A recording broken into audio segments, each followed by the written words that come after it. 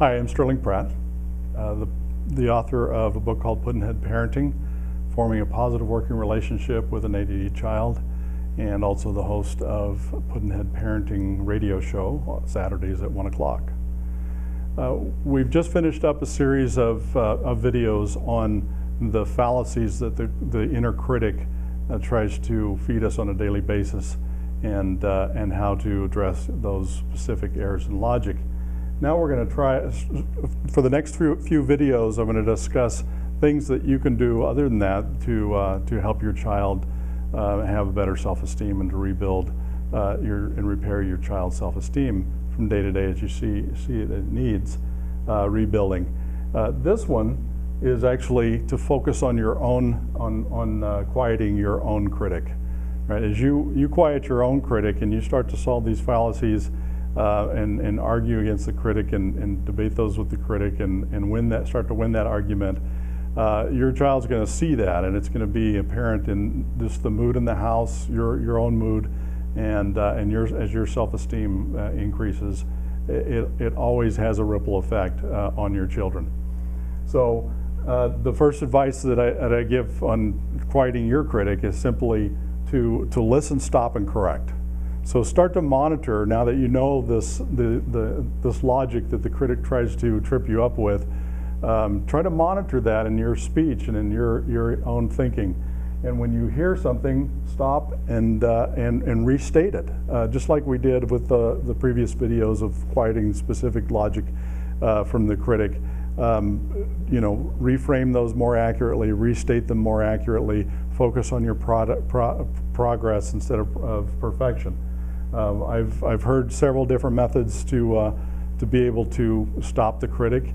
The first one here is one of my mentors, in a seminar in front of hundreds of people. If he heard something coming out of his mouth that was the critic's voice or the critic's logic, he would just stop and say, delete, delete, and then he would go forward and restate it in more accurate terms. And it's just like hitting the delete key on the keyboard. You erase what was there, and then you go forward and type in what's more accurate and what you really want there. So that's one of the methods that I've heard of, just delete, delete. Actually, several people I've heard of, if they're having problems with the critic's voice, they can quiet it by putting a rubber band around their wrist, and every time they hear some of that logic coming into their mind, they can pull the rubber band and let it go and snap their wrist to cause a little bit of pain. You have to picture this as you're not causing yourself pain, you're causing the critic pain. He's the one that's suffering, and as soon as he shuts up, you won't be feeling that pain anymore, right? One that I adopted. I was watching TV one day, and a very entertaining commercial came on. These athletes with great big heads, and then there was a line in the commercial that said, "Shut your big head up," and then my son picked that up, and he was repeating it, and so I adopted that as something that I can say to my critic. And when I say it, I hear the critic's logic. I say, "Shut your big head up," and I immediately think that I'm funny and clever, and that's just a positive self-image, and so it really does counteract the critic. As you do this, especially watch when you're interacting with your child.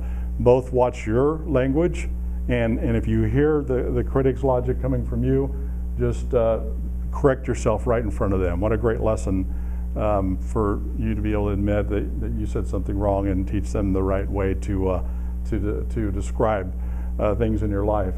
And if you hear their critic come up with some of this logic, don't try to correct them, right? Talk to them about it. Ask them more about it. If they say something like, "Oh, I'm so stupid," just say, "Why do you think you're stupid?" And then you can fix that logic kind of during the conversation once you've validated their feelings and you understand more of where that's coming from. So again, Sterling Pratt, email me at sterling@addparentingsupport.com with any questions or comments.